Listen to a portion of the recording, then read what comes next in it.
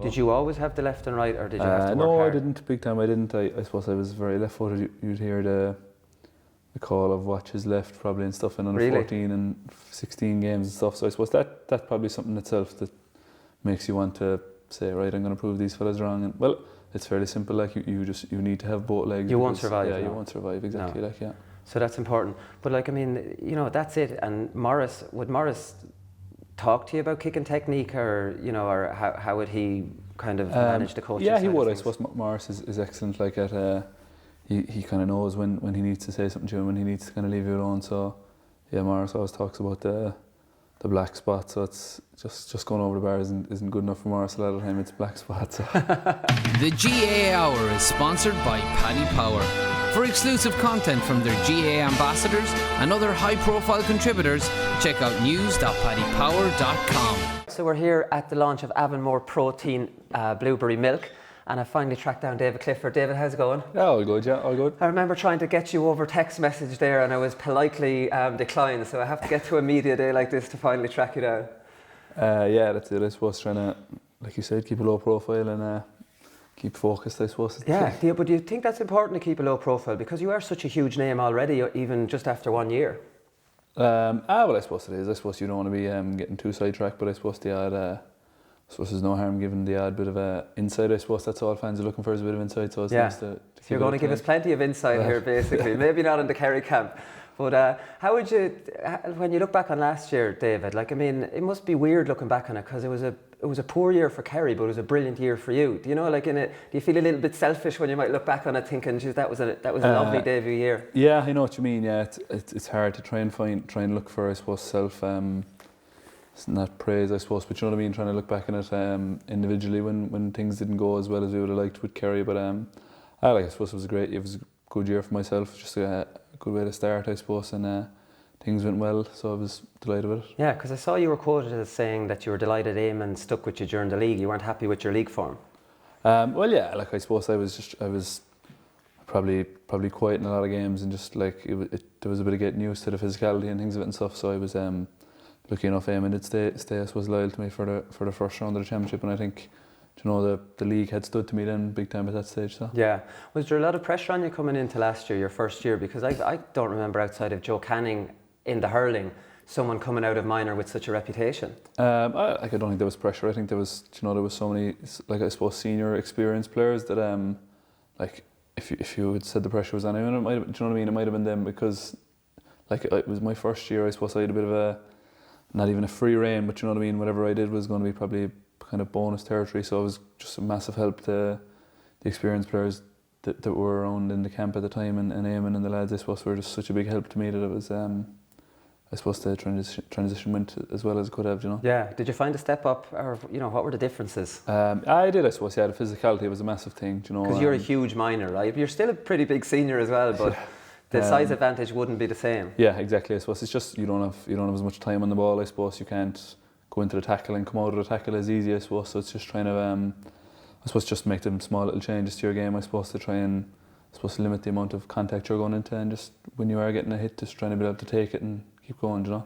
Well, that's it, I suppose, because you do like to take your man on, but it's not easy. The minute you take someone on, you can get bottled up. So you're nearly coming on the loop a lot more, do you? Yeah, I suppose exactly. Yeah, like I suppose it's not from minor. I suppose you're just, it's fairly simple. You're not getting on as much ball as you would have before. There's teams that probably drop more men back, and like you said, your marker is going to be, you know, stuck to you, and he's going to be a good player, like, you know that. So yeah, I suppose just trying to change. I suppose trying to change your game for different individual opponents you're going to be playing against. I suppose some fellas are better at other things, and other fellas are better at other things, you know. Yeah. So, like, I mean, obviously you scored so heavily at underage level. Then you're coming up to senior.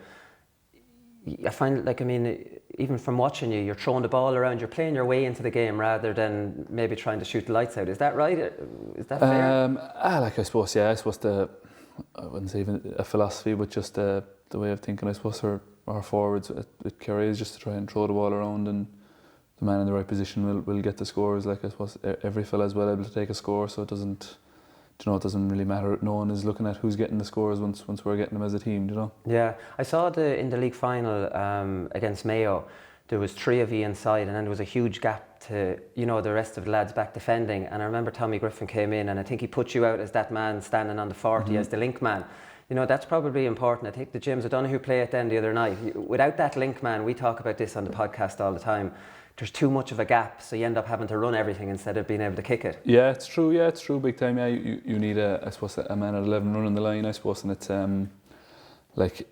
it's obviously a big focus from another team then to try and stop your man who's running that line. So just trying to, I suppose, like you said, change in the middle of a game and trying to make sure you have someone there is massive for us inside forwards, I suppose. Yeah, so like, I mean, I think you had 7 debutants last year against Clare. You had 4 more. Now maybe all 7 from last year didn't start the other night. It's been a huge turnover, hasn't it, so soon in your senior career? Yeah, it has, I suppose. Like it's great, I suppose. Like a lot of us have played together at underage level and know each other's games very well. So I suppose that period maybe where you're getting used to each other and stuff, it isn't as long, I suppose, as it might have been with other teams maybe. So I suppose it's great. Like I said, that we all have played a lot of football with each other and we know each other's games. Yeah, but is there a responsibility then to maybe be a leader a bit earlier than you had planned? Yeah, like I suppose it's possibly it. I suppose I suppose how do you define a leader? Like, you know, a leader is someone who is just performing on any given day. So like I think you need a team full of leaders to be successful, you know. Yeah, well, I suppose there's leaders on the field and there's leaders in the dressing room. That's the distinction. So would you see yourself more of someone who does their talking on the field rather than the dressing room, or would you do a bit of both? Well, yeah, I suppose so. Like you said, some players are more dominant in dressing rooms and stuff, and are very good at getting messages across. So it's just trying to spring whatever skills you think you need. What do you work on most? I suppose I do a lot of kicking.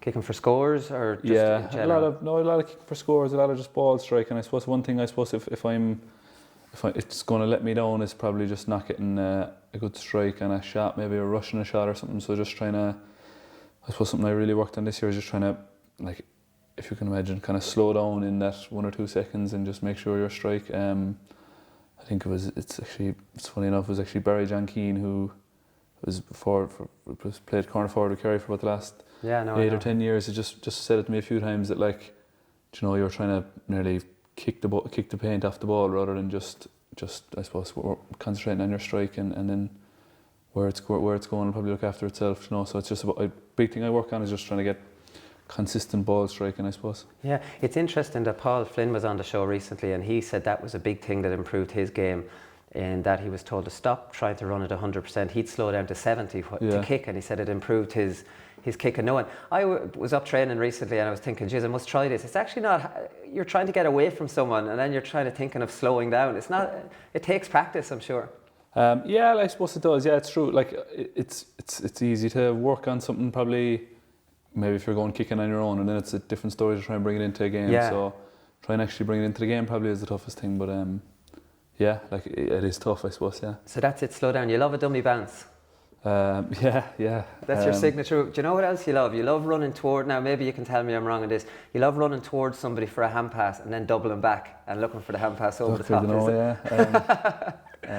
Yeah, I suppose there's just a few different moves that I suppose different forwards like and stuff. Some players like coming on the loop and a few different things. So but you can do the loop as well. Like, I'm not giving away secrets here because you have a lot of ways of how Okay, fair enough.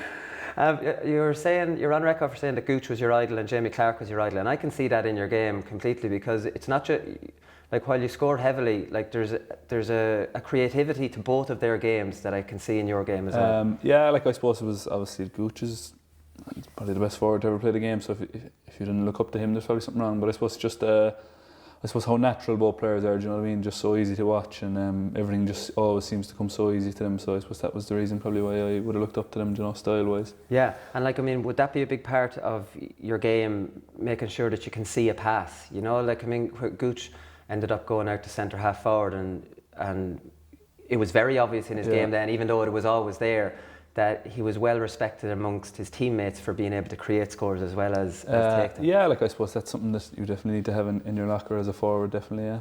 Yeah. Dan, talk to me about, like, I mean, do you sit down on a Sunday and watch matches, or do you try to get away from it when you're not playing? I would. I'd watch a lot of games, a lot of club games and stuff if they're on. I suppose a lot of my friends are involved in different all football teams around Clarny and things like that. So yeah, I suppose You'd go to what games. we do is go to games, really. Yeah. Like obviously, you obviously don't have time to go to every game, but I like to just see what kind of other fellas are doing, and maybe if there's anything I can, take from a player that I watch, maybe anything I can add to my game from that, Yeah. What about Maurice Fitzgerald? Do you take much from him, or do you even remember Maurice playing? Like he's still involved, and he still can stroll out the training and flick up a ball and throw it over behind his back nearly. So yeah, like I wouldn't have seen a lot of Maurice live, but I've obviously seen so much video and stuff, and like someone like Maurice is just so natural that it's nearly, I wouldn't say artificial, do you know what I mean? But like for anyone to be as natural and as good as that, I think it's a tough ask. Like, so Maurice is just probably in a league of his own for as a kicker, as a pure kicker. Like, I think, yeah, the technique, long range points off left and right. But you have that in your locker as well. Like, I mean, off both feet. Yeah, like I suppose it's a big focus on, especially in the development squads in Kerry, is trying to develop left and right hand, I suppose. So did you always have the left and right, or did you have to work hard? No, I didn't. Big time, I didn't. I suppose I was very left-footed. You'd hear the call of watch his left probably and stuff in under 14 and 16 games and stuff. So I suppose that's probably something in itself that makes you want to say, right, I'm going to prove these fellas wrong. And well, it's fairly simple. Like you need to have both legs. You won't survive. Yeah, you won't survive exactly. No. Like, yeah.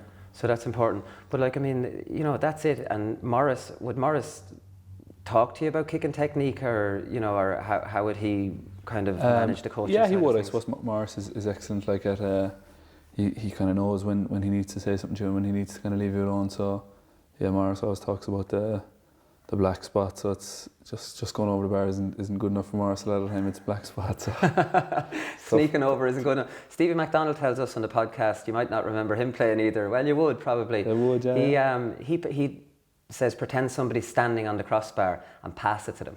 He said that's how he would kind of manage it. That he's not if you get caught up with trying to kick a point, he says just pass it to an imaginary person on the goalpost. Yeah, so it's just weird different things. It's probably that thing again of just trying to not. Just, I suppose, if the word you could say is just trying to caress the ball, I suppose, rather than to trying to kick through it, I suppose. Yeah, so it's probably a very common thing in a lot of forwards, I would think. Yeah. What do you think of the commitment levels when you come up to senior level? Because I know minor would be more Tuesday, Thursday, maybe a match, or maybe it's gone more than that. Well, yeah, probably would. Like it would have been fairly similar. So we would have done a good bit of gym and stuff as well at minor. So I think it's like you need to be training probably that much to go anywhere. So it's fairly natural. I think there's club teams in Kerry who are training. Do you know what I mean? Who are training as much as that. So it's what everyone's happy to do, I think. And if you aren't enjoying it, you probably won't do it.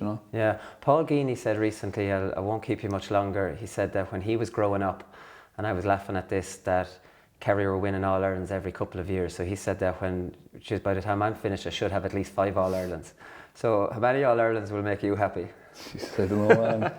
There's definitely no entitlement with how competitive football is in the last few years. So I don't know. It's very hard. You want one, anyways.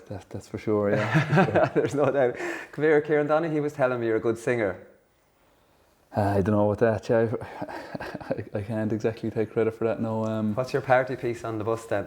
It doesn't come out too often. Luke Kelly, was it? Luke Kelly is one of them. Yeah.